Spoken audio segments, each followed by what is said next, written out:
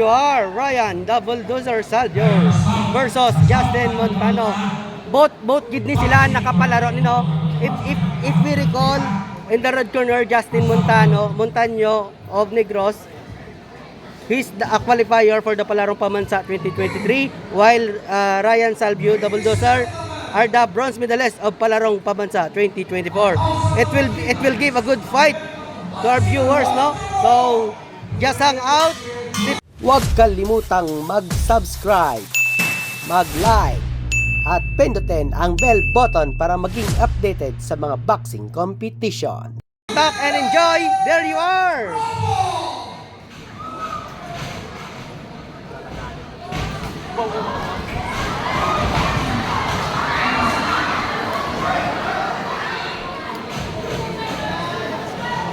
You know why Ryan Salvio have the ring name of Bulldozer?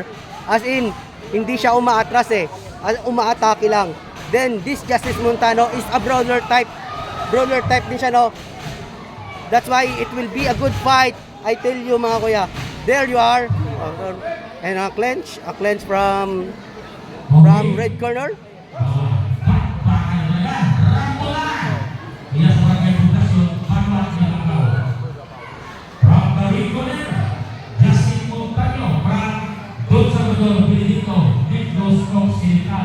From the blue corner, from Barangay Maria Cristina, Madalag, Agar, 53 kilograms high, in a mini party of 2 minutes square rounds.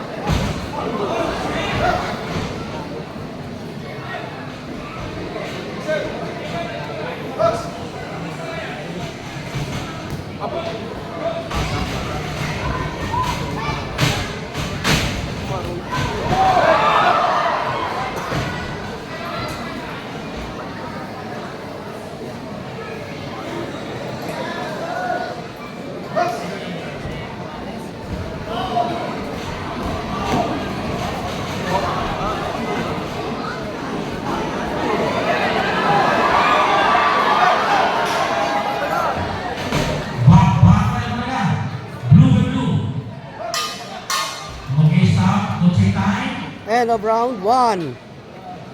It is just round 1 of our 3-round scheduled fight. Again, these both boxers have a notable fight, a notable record. They are both boxers into a Palarong Pambansa.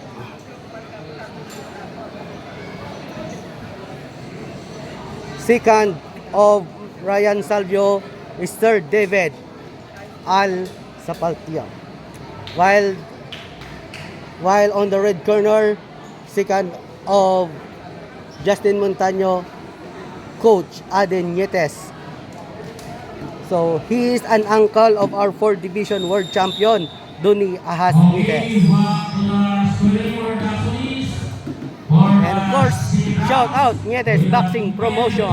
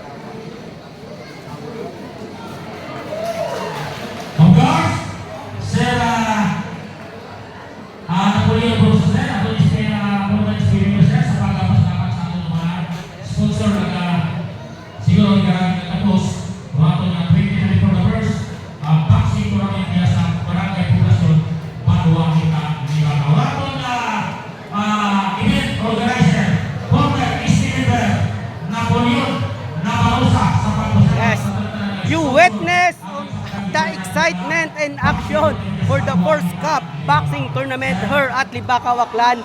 Again, thank you so much, Ate Beng Ponesto, Coach Chris, Barangay Captain Francen Nabarosa, Diodosio, thank you so much.